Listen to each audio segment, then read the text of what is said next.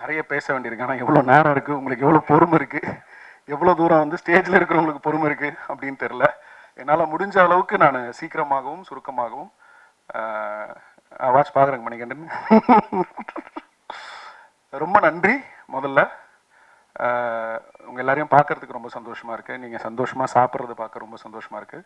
ஏன்னா தமிழ் சினிமாவுடைய சூழலில் ஒரு படத்தினுடைய வெற்றி, அதற்கான ஒரு சூழல் அமையிறது அப்படிங்கிறது ஒரு இயக்குனர் நல்ல படம் எடுக்கிறதுனால மட்டும் கிடையாது. அந்த படம் வந்து சரியான ரிலீஸ் தேதி வரணும், அது அந்த இயக்குனர் கையில் கிடையாது.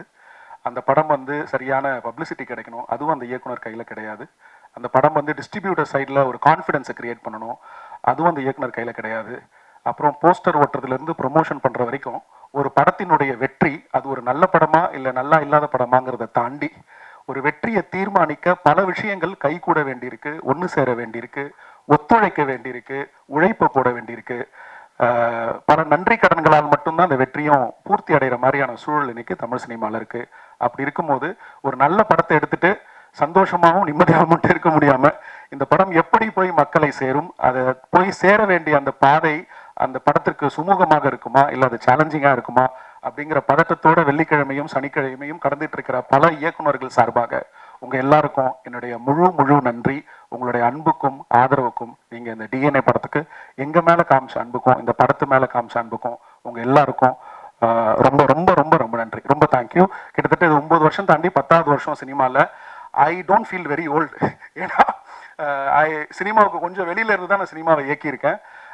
இந்த படம் என்ன சினிமாவை கொஞ்சம் உள்ள கூட்டிட்டு வந்த மாதிரி நான் ஃபீல் பண்றேன்.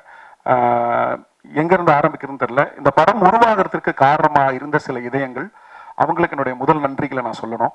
ஆனந்துக்கும் திவ்யாவுக்குமான கதை வந்து கிட்டத்தட்ட எனக்கு 2009-10 இருந்து என் கிட்ட அந்த கதை உள்ளுக்குள்ளே இருக்கு. இந்த ஆனந்தும் திவ்யாவும் பெயர் வேற வேற, பட் இதை நான் வந்து என் வாழ்க்கையில பார்த்த உண்மையான கதாபாத்திரங்கள். இந்த மாதிரி ஒரு குடும்பத்துல ஒரு 20 பேர் இருக்கிற குடும்பத்துல ஒருத்தரை மட்டும் அவங்களுடைய விஷயங்களை புரிஞ்சுக்காம, அவங்களுக்கு தேவையான அன்பையும் அரவணைப்பையும் காமிக்காம, அவர்களை வந்து ஒரு தனித்துவமாகவும் ஒரு அந்த அந்த குடும்பத்தினுடைய போக்கோட ஒன்று சேராத ஒரு ஆட்களாகவும் ட்ரீட் பண்ணும்போது அவங்க கோத்ரூ பண்ணக்கூடிய அந்த அந்த வழி இருக்குல்ல. ஒரு 20 பேர் இருக்கிற குடும்பத்துல எப்பவுமே ஒரு நல்லதோ ஒரு கெட்டதோ ஒரு டிஸ்கஷனோ இல்லை வந்து ஒரு முடிவோ இல்லை ஒரு ஊருக்கு போறோம்னா கூட அவனுக்கு விருப்பம் இருக்கான்னு கூட இல்லை அவளுக்கு விருப்பம் இருக்குமான்னு கூட கேட்காத மாதிரியான உயிர்கள் வந்து நிறைய சமூகத்துல இருக்கு. ஒரு குடும்பத்துல அவங்க ஒருத்தர் மட்டும் ஒட்டாம இருப்பாங்க. அப்படி நான் நிறைய கதாபாத்திரங்களை பார்த்துருக்கேன். அவங்களோட வழியை நான் வந்து பகிர்ந்திருக்கிறேன். எங்க குடும்பத்திலேயே நான் பார்த்துருக்கிறேன், என்னோட நண்பர்கள் குடும்பத்துல பார்த்துருக்கேன். ஸோ அந்த மாதிரி நான் பார்த்த 2 கதாபாத்திரம் தான் ஆனந்தும் திவ்யாவும். அவங்க 2 பேருக்கு அவங்களுக்கு கல்யாணம் ஆகுமா அப்படிங்கிற டிஸ்கஷன்ல எனக்கு இந்த கதையே வந்து கிட்டத்தட்ட பல வருஷங்களுக்கு முன்னாடி தோணுச்சு. அந்த டிஸ்கஷன் என் முன்னாடி ஒருத்தர் பேசிட்டு இருக்கும்போது, சரி நீங்க பண்ணலன்னா என்ன, அந்த கல்யாணத்தை நான் பண்ணி வைக்கிறேன், அவங்க 2 பேரும் ரொம்ப சந்தோஷமா வாழ்வாங்க அப்படின்னு நான் அன்னைக்கு எடுத்த முடிவு கிட்டத்தட்ட 14-15 ஆண்டுகளுக்கு தாண்டி இப்படி டிஎன்ஏன்னு ஒரு படமா அதுல வந்து அந்த கை குழந்தை சம்பந்தப்பட்ட ஒரு கிரைம் சம்பந்தப்பட்ட ஒரு விஷயமாவும் உங்களை வந்து சேர்ந்தடைஞ்சிருக்கும் போது எனக்கு என்ன தோணுதுன்னா, ஒரு பவர்ஃபுல் ஸ்டோரி, அதுக்குள்ள ஒரு பவர்ஃபுல் எமோஷன், அதை தாங்கி பிடிக்கிற கதாபாத்திரங்கள் இருந்தாலும் இன்னும் 10 வருஷம் கழிச்சு இந்த நான் கதையை எடுத்திருந்தாலும் அதற்கான வரவேற்பும் அன்பும் மக்களிடமிருந்தும் சரி உங்களிடமிருந்தும் சரி கிடைச்சிருக்குங்கிற நம்பிக்கையை விதைச்சதுக்கு உங்க எல்லாருக்கும் அடுத்த நன்றி. அந்த உண்மையான ஆனந்துக்கும் அந்த உண்மையான திவ்யாவுக்கும் இந்த வெற்றியை நான் சமர்ப்பிக்கிறேன். அவர்கள் இன்னும் உயிரோடு இருக்கிறாங்க, ஆனா வேற வேற ஆட்களை கல்யாணம் பண்ணிட்டு ரொம்ப சந்தோஷமா இருக்கிறாங்க. அவங்களுக்கு இந்த வெற்றியை நான் சமர்ப்பிக்கிறேன். ஆனந்துக்கும் திவ்யாவுக்கும் இந்த வெற்றி சமர்ப்பணம். அடுத்தது இந்த படம் நடக்கிறதுக்கு வந்து சுரேஷ் சந்திரா சார் நம்ம அதர்வா பிரதரை மேனேஜ் பண்ணிட்டு இருக்காரு. சார் வந்து ஒரு முக்கியமான காரணம். அவரை நான் இந்த படத்தை பத்தி பேசுறதுக்கு ஒரு நாள் முன்னாடி ஒரு காஃபி ஷாப்ல பார்த்தேன். நாங்க வேற ஏதோ பேசிட்டு பிரிஞ்சு போயிட்டோம். திருப்பி அடுத்த நாள் வந்து நம்ம அம்பேத்கருடைய ஆபீஸ்ல பார்த்தேன். அப்போ நான் வந்து ப்ரொடியூசர் தயாரிப்பாளர் நம்ம அம்பேத்கருக்கு சொன்ன கதையை நீ சொல்லாதப்பா அப்படின்ட்டு சுரேஷ் சந்திரா சார்ட்ட வந்து என்னோட ப்ரொடியூசர் சொல்றாரு. கிட்டத்தட்ட நான் ஒரு தெரியல 100கணக்கான ஆட்கள்கிட்ட சினிமால இந்த 9 வருடத்துல கதை சொல்லியிருப்போம்.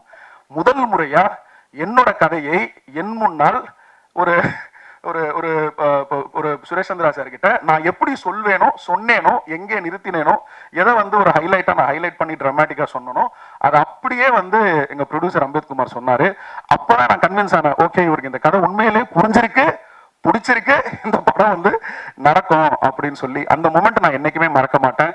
அதுக்கப்புறம் வந்து அதர்வா பிரதர் கூட நான் ஃபர்ஸ்ட் ஒரு மீட்டிங் தான் நான் பேசினேன் கதை சொல்லும் போது. அதுக்கப்புறம் நான் படம் முடிவாகிற வரைக்கும் நெருக்கத்தில் தான் நான் பேசுகிற சூழ்நிலை நடந்துச்சு. ஸோ இந்த படம் நடப்பதற்கும் இந்த படத்துடைய ஆரம்ப புள்ளியில் ஒரு முக்கிய அங்கமாகவும் காரணமாகவும் இருந்த சுரேஷ் சந்திரா சாருக்கு என்னுடைய நன்றி. அடுத்தது இந்த படத்துடைய இந்த படம் இன்னைக்கு டிஎன்ஏவா வெளியில வந்திருக்குன்னா இதுக்கு பல நல்ல உள்ளங்கள் பின்னாடி நிறைய வேலை செஞ்சிருக்காங்க. அதுல வந்து திங் மியூசிக் எங்க படத்துடைய ஆடியோ வாங்கியிருக்காங்க. அந்த திங் மியூசிக் டீமுடைய சப்போர்ட் வந்து ரொம்ப பெரிய சப்போர்ட். அவங்களோட வைஸ் பிரசிடென்ட் சந்தோஷுக்கு என்னுடைய மிகப்பெரிய நன்றி. அவர் என்னுடைய நண்பர். நாங்க மைக்கு வெளியில வேற மாதிரி தான் பேசுவோம். கிட்டத்தட்ட சந்தோஷ் எனக்கு 18-19 வருஷமா தெரியும். நான் சொன்னேன் இல்லையா, இந்த சினிமாவில் வந்து இந்த நல்ல உள்ளங்கள் அப்படின்னு இந்த கதையில சில விஷயம்லாம் சொல்றோம்ல, நானும் சந்தோஷம் ஒரு காலேஜ் ஸ்டூடெண்டா பழகுறோம். அங்கிருந்து 2 பேருடைய பயணம் வேற. ஆனா இன்னைக்கு நான் டிஎன்ஏல ஒரு இயக்குனராகவும் அவர் அந்த பக்கம் திங் மியூசிக்ல வந்து ஒரு கண்டென்ட் பையராகவும் இல்லை இன்னைக்கு இண்டஸ்ட்ரியில் இருக்கக்கூடிய ஒரு வெல் விஷராகவும் ஒரு ஃப்ரெண்டாகவும் பார்க்கும்போது எல்லாரும் சேர்ந்து இந்த படத்தை வந்து உங்ககிட்ட கொண்டு வந்து ப்ரெஸ் பண்ற அந்த அனுபவம் வந்து எனக்கு ரொம்ப திருப்தியா இருந்துச்சு. லைஃப் இஸ் ஆல்வேஸ் அ சர்க்கிள்னு சொல்லுவோம்ல, அது அடிக்கடி நமக்கு லைஃப் சொல்லிட்டே இருக்கிற மாதிரி தான் நான் பார்க்குறேன். சந்தோஷுக்கு ரொம்ப ரொம்ப ரொம்ப ரொம்ப ரொம்ப நன்றி. அடுத்தது வந்து என்னுடைய காஸ்ட் அண்ட் க்ரூ. நான் அதை பற்றி சுருக்கமாக சொல்லிடுறேன். ஏன்னா இன்னும் பல இடங்களில் நான் அவளை பற்றி பேசியிருக்கிறேன், குருவை பற்றியும் பேசியிருக்கிறேன். ஸோ அதுக்கு நான் டைம் அதிகமாக எடுத்துக்க விரும்பல. குருவை பற்றி சொல்லணும்னா பார்த்திபன் வந்து ஒரு மிகச்சிறந்த திறமைசாலி. அவர் பார்க்க மட்டும் கொஞ்சம் ராம்ஜி மாதிரி இருப்பார்ல. ராம்ஜி சார் வந்து எங்களுக்கு ஃபேவரட் சினிமாட்டோகிராஃபர். அவர் பார்க்க அப்படிதான் இருப்பார்ல. ஒரு நம்ம ராண்டி சார்கிட்ட ஒர்க் பண்ணாரு, நேனோக்கடினேல ஒர்க் பண்ணியிருக்காரு. ஒரு கடுமையான உழைப்பாளி, காஞ்சிபுரத்துக்காரரு. மெட்ராஸ்க்கான வாடகை இன்னும் பார்த்திக்கு வரல. பார்த்தியை நான் வந்து கிட்டத்தட்ட 2015 ஒரு நாள் கூத்து ஷூட்டிங்ல நான் எப்படி பார்த்தேனோ அந்த உடம்புல 1/2 கிலோ கூட எக்ஸ்ட்ரா போடல. 2025 டெய்லி காலையில் எழுந்திரிச்சு 10 கிலோமீட்டர் ஓடிட்டு இருக்கு பீஸ். ஆனா 2025 பார்த்தி அப்படியே இருக்கிறாப்ல. ஆனா அவருடைய திறமை பன்மடங்கு உயர்ந்திருக்கு. பார்த்தி வந்து ஒரு டெடிகேட்டட் கேமராமேன். இந்த படத்துல வந்து நான் ஆக்சுவலா முந்தைய 3 படங்கள்ல கோகுல ரொம்ப டார்ச்சர் பண்ணிருக்கேன். ஆனா இந்த படத்துல எனக்கு என்ன வேணுங்கிறத நான் பார்த்தி கிட்ட தெளிவா சொல்லிட்டு பார்த்திக்கிட்டே நிறைய முடிவுகளுக்கான பொறுப்புகளை விட்டுட்டேன். அதனால பல முக்கியமான முடிவுகள் வந்து இந்த படத்துல பார்த்து எடுத்தது விஷுவலி. இன்னைக்கு ஒவ்வொரு விமர்சனத்திலையும், ஒவ்வொரு ட்வீட்லையும், ஒவ்வொரு இன்ஸ்டாகிராம் போஸ்ட்லையும், ஏன் ஒரு காமன் ஆடியன்ஸ் வந்து அவங்க கொடுக்கக்கூடிய ரிவ்யூலையும் சினிமாட்டோகிராஃபியை ரொம்பவும் அப்ரிஷியேட் பண்றாங்க அப்படிங்கிறது எனக்கு ரொம்ப சந்தோஷமா இருக்கு. உங்ககிட்ட ஒரு முக்கியமான விஷயம் சொல்லணும்னு நினைக்கிறேன். ஒரு மிகப்பெரிய படத்துல ஒரு பெரிய ஹீரோ, பெரிய பட்ஜெட் நான் சொல்றது வெறும் நம்பரை குறிக்கிறத சொல்றேன். 100 கோடி இல்லை 70 கோடி 80 கோடி போட்டு எடுக்கிற படங்கள்ல ஒரு சினிமாட்டோகிராஃபர் கேட்கக்கூடிய எல்லா லைட் இருக்கும், எல்லா டெக்னீஷியன் இருக்கும், எல்லா எக்யூப்மெண்ட் இருக்கும், நிறைய டைம் இருக்கும். அவங்களுக்கு அவ்வளவு சௌகரியங்கள் அந்த பெரிய படங்கள்ல செஞ்சு தரப்படும். ஆனா இப்ப எங்களை மாதிரி நாங்க பண்ற பட்ஜெட் சைட்ல இருக்கிறவங்களுக்கு எங்களுக்கு போதுமான எக்யூப்மெண்ட்ஸ், லைட்ஸ், இது இந்த படம் இல்ல, பொதுவா அதுதான் இந்த பிசினஸோட டிசைன். எங்களுக்கு போதுமான எக்யூப்மெண்ட்ஸோ, லைட்ஸோ, லொகேஷனோ, டைமோ ஒரு ரேஸ்ல ஓடுற மாதிரி தான் நாங்க ஷூட் பண்ண வேண்டி இருக்கும். இதை நான் குறையா சொல்லல. ஆனா அதுல இவ்வளவு இடர்பாடுகளுக்கு நடுவுல, சேலஞ்சஸ்க்கு நடுவுல இப்படி ஒரு அவுட்புட்டை வந்து ஒரு கேமராமேன் கொடுக்குறாரு அப்படின்னா அவருக்கு தமிழ் சினிமால ஒரு நல்ல எதிர்காலம் இருக்குன்னு நினைக்கிறேன். பார்த்தி ஒரு நிறைய திறமைசாலி. இயக்குநர்களும் தயாரிப்பாளர்களும் இனிமேல் அவரை பயன்படுத்திக்க வேண்டியது அவருடைய பொறுப்பு. So congratulations Parthi, I'm very happy for you. இந்த சக்சஸ்க்காக நீங்க பல வருஷம் காத்துட்டு இருந்தீங்க. இந்த மேடைக்காக நீங்க பல தியாகங்களை செஞ்சிருக்கிறீங்க. நீங்க நினைச்ச விஷயங்கள்லாம் நடக்கும். உங்களுக்கு என்னுடைய வாழ்த்துக்கள். அடுத்தது எடிட்டர் சாபுக்கு வந்து இது 4வது படம். அவர் ஒரு வாட்டி படம் நடக்கும் போது இந்த ஆளோட சண்டை போட்டு நம்ம நாளைக்கு பேச மாட்டோங்கிற மைண்ட் செட்ல தான் அவர் வீட்டுக்கு போவார். இதை பல இடத்துல அவர் சொல்லியிருக்காரு. இந்த வாட்டி அந்த மாதிரி நிறைய நடந்துச்சு. சாபுடைய நேரத்துக்கும் உழைப்புக்கும் நான் என்னைக்குமே வந்து தேங்க்ஃபுல்னு சொல்லுவேன். ஒரு கட்டத்தில் இந்த படத்தினுடைய போஸ்ட் ப்ரொடக்ஷன், ஏன்னா ரொம்ப குறுகிய காலகட்டத்தில் நாங்கள் ரிலீஸ் பண்ண முடிவெடுத்தோம். இந்த படத்தில் போஸ்ட் ப்ரொடக்ஷன் ஃபுல்லாகவே வந்து என்னோட எடிட்டர் தான் டிரைவ் பண்ணாரு. அப்புறம் அவர் ஒரு முக்கியமான அளவுகோல் என்னுடைய படங்களுக்கு. அவர் சிரிக்கிற இடங்கள்ல முதல்ல அந்த ரஷ் பார்த்து அவர் சிரிச்சாருன்னா தியேட்டர்ல சிரிப்பாங்க. இன்ன வரைக்கும் சொல்றேன், அவர் எங்கெங்கெல்லாம் இந்த தியேட்டர்ல ஆடியன்ஸ் சிரிப்பாங்கன்னு நினைச்சாங்களோ, எங்கெங்கெல்லாம் பயங்கர சுவாரஸ்யமா சீட் எட்ஜ்ல வந்து பார்ப்பாங்கன்னு நினைச்சாரோ நான் கூட நம்பல. ஆனா அவர் ரொம்ப உறுதியா இருந்தாரு. அந்த உறுதித்தன்மை ஒரு எடிட்டருக்கு ரொம்ப முக்கியம் நினைக்கிறேன். சாபுக்கு வாழ்த்துக்கள். ரொம்ப சந்தோஷம். இந்த வெற்றி வந்து உங்களுக்கான வெற்றி. நிறைய பேர்ல வந்து விறுவிறுப்பான எடிட்டிங் மட்டும் எழுதாம எடிட்டர் கொஞ்சம் கத்திரி போட்டிருக்கலாம் அப்படின்னு எழுதாம இந்த எடிட்டிங் வந்து ரொம்ப சிறப்பாக பண்ணியிருக்காரு அப்படின்னு சொல்லி எல்லா விமர்சனத்தில் எழுதியிருக்காங்க. ரொம்ப சந்தோஷமா இருக்கு. சாபுக்கு வாழ்த்துக்கள். அதிஷாவோட ரைட்டிங் வந்து ஒரு பெரிய ஜேர்னி. ரைட்டிங் வந்து ஒரு தனிப்பட்ட பர்சனல் ப்ராசஸ் ஒரு டைரக்டருக்கு. அவரோட அரசியல், அவரோட பார்வை, அவரோட பிலாசபி, அவரோட ரசனை, சாய்ஸஸ், அப்புறம் டயலாக் ஸ்லாங்ல இருந்து பல விஷயங்கள் வந்து அந்த ரைட்டரோட வந்து ஒத்து போகணும். அந்த டேஸ்ட் வந்து செட் ஆகணும். எனக்கு அதிஷாவுக்கும் செட் ஆகுமான்னு நிறைய டவுட் இருந்துச்சு. அதிஷா பத்தி உங்க எல்லாருக்கும் நிறைய பேருக்கு தெரிஞ்சிருக்கும். அவரை கையாளுறது சாதாரண விஷயம் கிடையாது. ஆனா அதெல்லாத்தையும் மீறி எனக்கும் அதிஷாக்கும் வந்து இந்த ஜேர்னி உருவானது காரணம் ஐ திங்க் ஒரு சின்ன எக்ஸ்சேஞ்ச் ஆஃப் லவ், ஒரு அன்பு இருக்கு அப்படின்னு நினைக்கிறேன். நான் நல்லா இருக்கணும்னு நீங்களும், நீங்க நல்லா இருக்கணும்னு நானும் நினைக்கிறேன். அந்த அன்பு தான் எங்களை வந்து ஜேர்னியா டிராவல் பண்ண ஆரம்பிச்சது. அப்புறம் நாங்கள் ரொம்ப நெருங்கிய நண்பர்கள் ஆயிட்டோம். அதிஷா கிட்ட ஒரு அழகான சமூக சாமானிய பார்வை இருக்கு. அது எனக்கு ரொம்ப பிடிச்சிருக்கு. மற்றபடி அவருடைய எழுத்து திறமையை பத்தி பேசுறதுக்கான சூழல் நேரம் நிறைய இருக்கு, நான் அப்புறம் பேசிக்கிறேன். ஒரு சாதாரண மனுஷனா தினமும் காலையில எழுந்திருச்சு ஓட்டப்பந்தயத்தில் கலந்துக்கக்கூடிய ஒரு எழுத்தாளன் வந்து நான் இதுக்கு முன்னாடி படிச்சது வந்து ஹார்கி முருகாமி தான். What I been think about running when I'm running அப்படின்னு ஒரு நாவல் இருக்கு. ஹார்கி முருகாமி வந்து என்னுடைய ரொம்ப முக்கியமான எழுத்தாளர். ஸோ எனக்கு அதிஷாவை பார்க்கும்போதெல்லாம், சிங்கப்பூர்ல இருக்காரு, நோபல் பரிசு பெற்ற எழுத்தாளர். எனக்கு அதிஷாவை பார்க்கும்போதெல்லாம் ஒரு விதமான ஹார்கி முருகாமியா தான் பார்க்குற மாதிரி இருக்கும். அவர் உண்மையாவே ஒரு பெரிய ஹார்கி முருகாமியா வரணும் அப்படிங்கிறது என்னோட ஆசை. வாழ்த்துக்கள் அதிஷா. இன்னும் ஒரு சிலர் இங்கே இல்லை. என்னோட மியூசிக் கம்போசர்ஸ் சாயி சிவா, ஸ்ரீகாந்த் தெரிகரன், அதுக்கப்புறம் வந்து அனலாகாஷ், சத்யபிரகாஷ், இவங்க யாரும் இங்கே இல்லை. பட் அவங்க எல்லோருக்கும் என்னோட நன்றி. அவங்களோட பாடல்கள் திரையில வந்து நீங்க பார்த்துருப்பீங்க. ஒரு டெபியூ கம்போசரா அவங்க இந்த படத்துல அவங்களோட பங்களிப்பை ரொம்ப சிறப்பாக செஞ்சிருந்தாங்க. அவங்களுக்கு நன்றி. மீடியா மேசன் டீமுக்கு நன்றி. அப்புறம் இந்த மியூசிக்கை கோஆர்டினேட் பண்ணி கொடுத்தாங்க பவித்ராக்கு நன்றி. அப்புறம் ஜிப்ரான் சார், இன்னைக்கு ஒரு சின்ன கன்ஃபியூஷனால அவர் இங்கே வர முடியாம போச்சு. அதுக்கு காரணம் நான் தான். இந்த படத்துக்கு வந்து பின்னணி இசை வந்து எவ்வளவு முக்கியம், எவ்வளவு பெரிய பலம் அப்படிங்கிறது படம் பார்க்கும்போது உங்களுக்கு தெரிஞ்சிருக்கும். இந்த பின்னணி இசைக்கு போதுமான கால அவகாசம் அவருக்கு நான் கொடுத்துடணும்னு முயற்சி பண்ணேன். கிட்டத்தட்ட ஒரு 4-5 ஐட்ரேஷன்ஸ் நாங்கள் பண்ணியிருக்கோம் படம் ஃபுல்லா. இந்த படத்தை டிராவல் பண்ண, இந்த படத்துல அதிக நேரம் வந்து டயலாக்ஸ் இல்லாம, அதிக நேரம் வந்து என்ன சொல்றது, மியூசிக்கலாகவே ரொம்ப நேரம் டிராவல் பண்ற மாதிரியான சீக்வன்சஸ் இருக்கு. ஒரு சே சீக்வன்ஸா இருக்கட்டும், இல்ல வந்து ஒரு ஃபைட் சீக்வன்ஸா இருக்கட்டும், இல்ல வந்து ஒரு 10 சீக்வன்ஸா இருக்கட்டும், அந்த டென்ஷனை இன்னைக்கு சீட் எட்ஜ்ல நீங்க ஃபீல் பண்றீங்க அப்படின்னா அதுக்கு எந்த அளவுக்கு விஷுவல் முக்கியமோ அதுக்கு சரி சம அளவு அந்த இசையை உங்களுக்கு கொண்டு வந்து சேர்த்த என்னுடைய ரீ ரெக்கார்டிங் மிக்சர் தபஸ் நாயக் சார். ஏன்னா அவர் தான் குபேராக்கும் மிக்சர். 2 படமும் ஒரே நாளில் ரிலீஸ். அந்த மனுஷன் வந்து தூக்கம் இல்லாமல் வேலை செஞ்சனால தான் இந்த படம் டைமுக்கு வந்தது.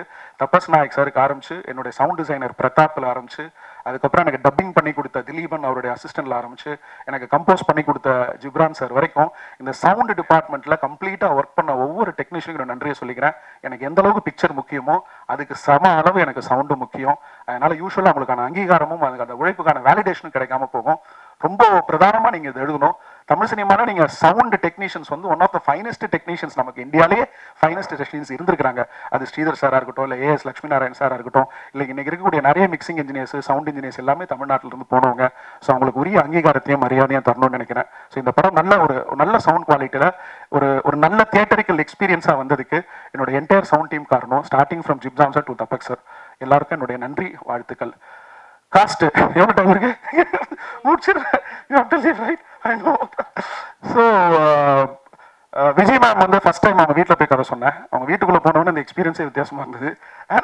சாப்பிட வைக்காம அனுப்ப மாட்டேன் அப்படின்னு சொல்லிட்டாங்க. நான் வந்து அன்னமிட்ட கை அப்படின்னாங்க. டைட்டில் நல்லா இருக்கு, அடுத்த படத்துக்கு வச்சுக்கிறேன்.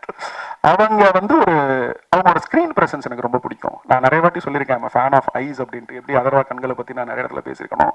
ஒரு வாட்டி எடிட்ல பார்க்கும்போது அவங்க கண்களை பார்த்துட்டு என்ன பவர்ஃபுல்லான ஒரு ஐஸ் இல்லை அப்படின்னு நான் சொல்லுவேன். அப்புறம் அவங்க வந்து என்னன்னா ரொம்ப வருஷமா நடிக்கிறாங்க. ஆனா அவங்க நடிச்ச படங்களோட எண்ணிக்கையை வந்து சொன்னா எனக்கு ஆச்சரியப்பட்டுட்டேன். நான் என்ன சொல்றீங்க, நிறைய படம் நடிக்கிற மாதிரி இருக்கு, ஆனா நீங்க வந்து குறைவான எண்ணிக்கை தானே சொல்றீங்க அப்படின்னு கேட்டதுக்கு, அப்போ ஆக்சுவலி பின்னாடி இருக்கிற காரணம் என்ன இருக்குன்னா, choice. We are nothing but the choices we make. நம்ம யார் என்று அறியப்படுகிறோம், அது இட்ஸ் நத்திங் பட் அதெல்லாம் நம்ம தேர்வு செய்யக்கூடிய அந்த சாய்ஸஸோட ரிசல்ட் தான். இந்த படம் எடுக்கணும்னு நாங்கள் எடுக்கிற முடிவு, இந்த படம் எடுக்கணும்னு ப்ரொடியூசர் எடுக்கிற முடிவு எங்களை கொண்டு வந்து இங்கே நிறுத்திருக்கு. ஸோ அந்த மாதிரி அவங்களோட சாய்ஸஸ் வந்து ஒரு குவாலிட்டியான ஆர்டிஸ்ட், ஒரு குவாலிட்டியான ஆக்டர் அப்படிங்கிறத எஸ்டாப்ளிஷ் பண்ணிருக்கு. அவங்க இந்த படத்தில் ரொம்ப நல்ல பங்களிப்பு கொடுத்துருக்காங்க. நன்றி. இன்னும் நிறைய அவங்களோட ஒர்க் பண்ணணும்னு ஆசைப்படுறேன். போஸ் அண்ணன் 4 நாள் தான் ஒர்க் பண்ணணும்னு நினைக்கிறேன். அவர் எனக்கு முன்னாடியே பரிச்சயம். உண்மையிலேயே அவருக்கு கேமரா வச்சுட்டு நான் ரசித்தேன். இதை நான் இது வரைக்கும் அவர்கிட்ட சொல்லலை. ஏன்னா ஒரு நல்ல கிரியேட்டருக்கு ஒரு ஃப்ரேம்குள்ள ஒரு ஆர்டிஸ்ட் வந்ததும் அந்த ஃப்ரேமை ஓன் பண்றாங்கன்னு வச்சுக்கோங்களேன், அது பார்க்கறதுக்கு அப்படி ஒரு எக்ஸைட்மெண்ட்டை தரும். ஏன்னா நாங்கள் எழுதுனதை வந்து உயிரோட பார்க்குறோம்ல, அது வர்ற மூமெண்ட் எப்போனா கேமராலாம் வச்சிருவோம், லைட் எல்லாம் பண்ணிடுவோம், மூமெண்ட்லாம் பார்த்துருவோம், செக் பண்றோம், அசிஸ்டன்ஸை வச்சு நாங்கள் வந்து மார்க்கெல்லாம் போட்டுருவோம். அவங்களை இப்படி ஓரம் போட்டுட்டு லைட் எல்லாம் போட்டு அந்த ஆர்டிஸ்ட் அங்கே உட்கார வைக்கிறோம்ல, அப்போ அந்த காட்சி வந்து உயிர் பெறும். ஒரு கிரியேட்டரா அந்த காட்சி உயிர் பெறுவதை நீங்க பார்ப்பீங்க. அது அந்த ஆர்டிஸ்ட் வந்து நிற்கும் போதுதான் பூர்த்தி ஆகும். அப்படி அவர் அந்த இடத்துல வந்து உட்கார்ந்ததுமே அவர் நடிக்க போற அடுத்த அந்த 10-15 விஷயங்களை பத்தி என் மைண்ட் யோசிக்கவே இல்லை. கூப்பிட்டு உட்காரங்கப்பா சரியா போயிடும் அப்படின்னு நினைச்சிட்டேன். அந்த அளவுக்கு ஒரு நல்ல ஸ்கிரீன் ப்ரெசஸ் உள்ளவரு. நான் சின்ன வயசுல இருந்து பார்க்கறேன்னு சொன்னா கோச்சுப்பாரு. சீரியல்ல அவர் நான் பார்த்துட்டு இருக்கேன். அவருடைய குரலுக்கு நான் ரசிகன். அவர் வந்து இன்னும் நிறைய வித்தியாசமான கதாபாத்திரங்கள் பண்ணணும். தமிழ் சினிமா அவர் இன்னும் நல்லா பயன்படுத்திக்கணும். என்கிட்ட அடிக்கடி கேவி ஆனந்த் சார் பேசும்போது அவரை பத்தி சொல்லுவார். இதை நான் இன்னும் அவர்கிட்ட சொன்னதில்லை. கேவி ஆனந்த் சார் அவருக்கு ரொம்ப பிடித்த ஒரு இயக்குனர். எனக்கு என்னோட முதல் படத்துடைய ஆடியோ லான்ச்சுக்கு அவர் வந்திருந்தாரு. நாங்கள் எப்போ பேசினாலும் நடிகர்களை பத்தி பேசும்பொழுது அதில் போஸ் வெங்கட் சாரோட பேர் வரும். அடுத்தது எங்க அண்ணன் சிவா அண்ணன். உண்மையிலேயே நான் அவர் நடிக்க கூடும் போது என்ன நினைச்சேன்னா, ஒரு பெரிய இயக்குனர், அப்புறம் இன்னைக்கு ஒரு பெரிய ஹீரோவோட தொடர்ந்து பயணம் செஞ்சுட்டு இருக்காரு. அவர் யாரு, தாடி கட்டிலாம் வச்சுட்டு ஆள் ஒரு மாதிரி இருந்தாரு. அப்புறம் அவர் யாரு, அவர்கிட்ட எப்படி அணுகணும் அப்படின்னு ஒரு தயக்கம் இருந்துட்டே இருக்கு. அந்த தயக்கத்தை வந்தோன்னே உடனே உடஸ்டாப்ல பல நாட்கள் வந்து ஷூட்டிங் உட்கார வச்சுட்டு நான் சும்மா உட்கார வச்சிருக்கோம். பாண்டிச்சேரியில் கிளைமேக்ஸ் ஷூட் பண்ண போயிட்டு 3 நாள் ஒரு நாங்கள் சும்மா வைக்க வேண்டிய சூழ்நிலை வந்துருச்சு.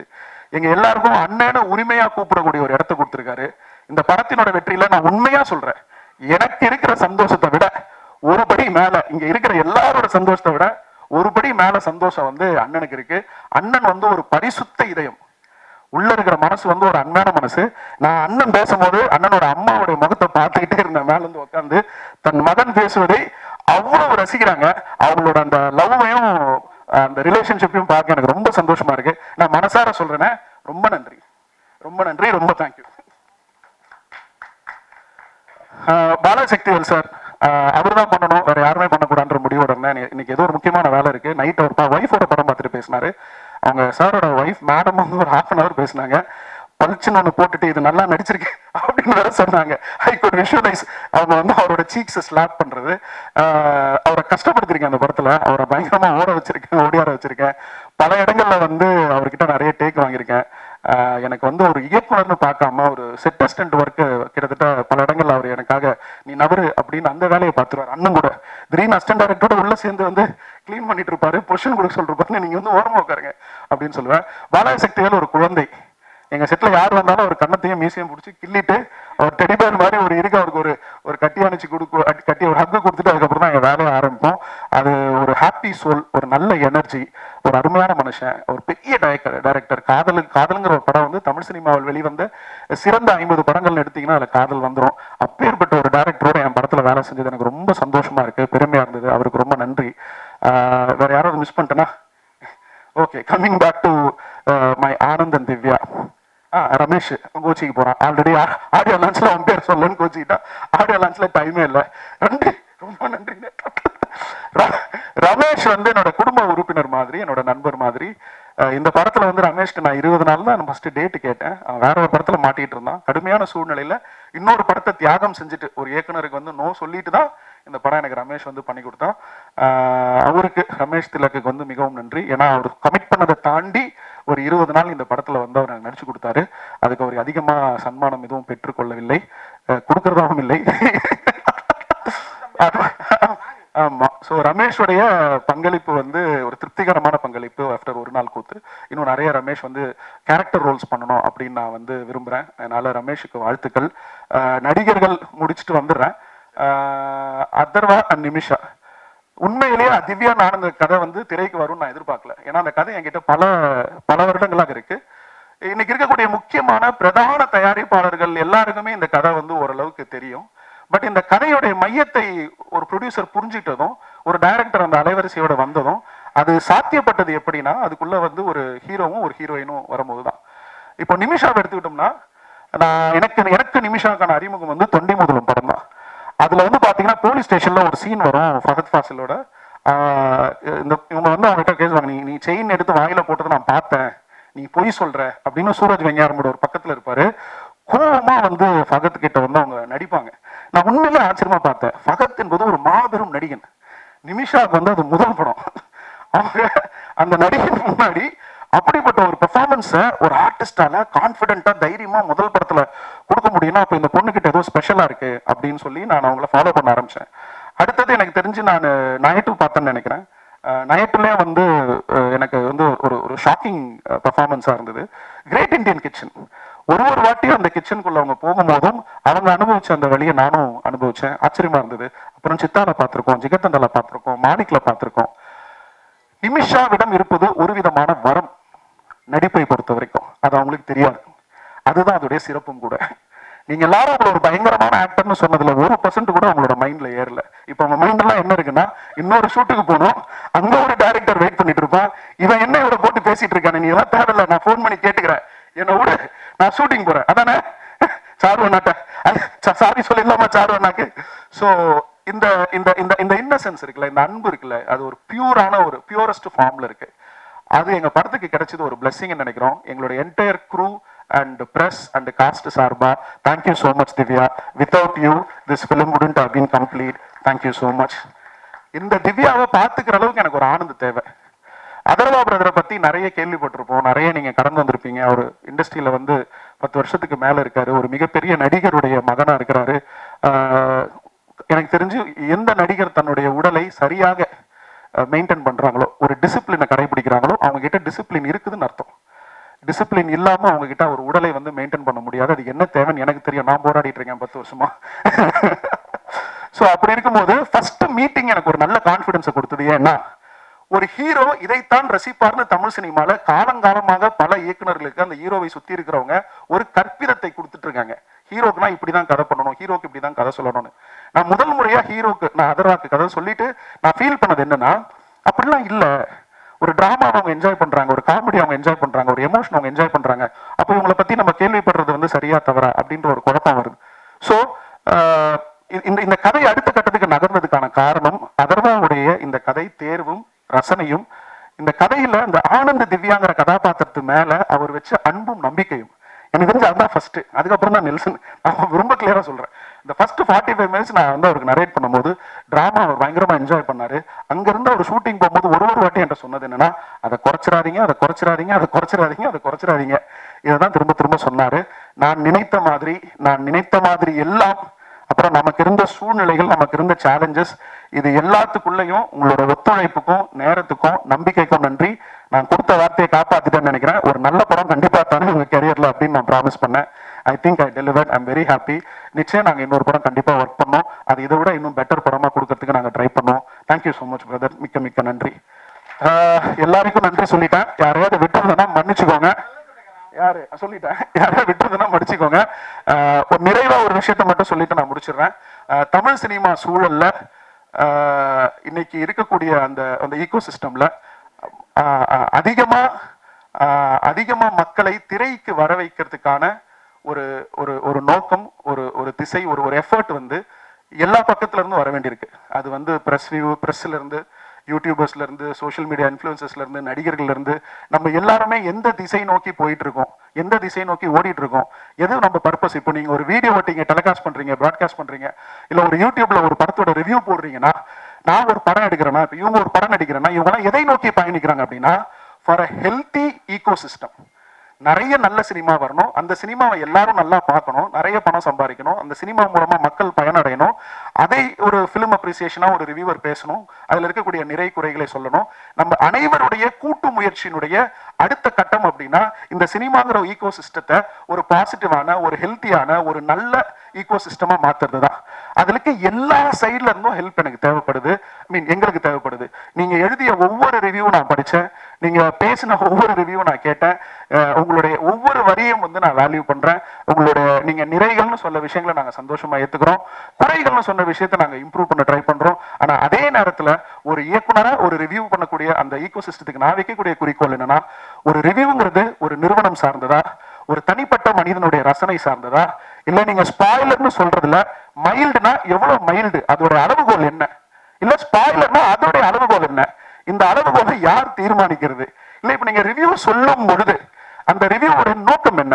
ஆடியன்ஸுக்கு இந்த படத்தை கொண்டு போறதா வேண்டாமா, இல்ல இந்த படத்தினுடைய வணிகத்துல ஏதாவது இடைஞ்சல் இருக்குமா, இல்ல இந்த படம் எந்த சூழல்ல என்ன ஒரு அமைப்புல உருவாக்கப்பட்ட படம்? ஏன்னா நீங்க பல வருஷமா இருக்கீங்க, இது எல்லாமே உங்களுக்கு தெரியும்.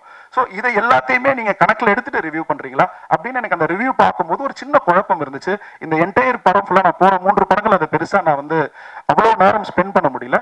பட் ஒவ்வொரு ரிவ்யூவும் பார்த்தேன், ஒவ்வொன்றையும் ஸ்டடி பண்ணேன். ஒவ்வொருத்தருடைய அந்த என்ன சொல்றது அனுபவம் வித்தியாசமா இருந்தது. சென்னையில ரிவ்யூ பண்றவர், ஒரு இங்கிலீஷ் பத்திரிகையில ரிவ்யூ பண்றவர், ஒரு தமிழ் பத்திரிகைக்கு ரிவ்யூ பண்றவர், ஒரு தமிழ் யூடியூப் சேனலுக்கு ரிவ்யூ பண்றவர்.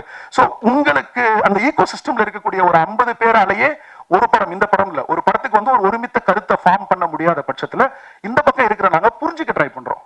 So we would like to have a strong handshake. நாங்க பாதி தூரம் வரோம், நீங்க பாதி தூரம் வாங்க.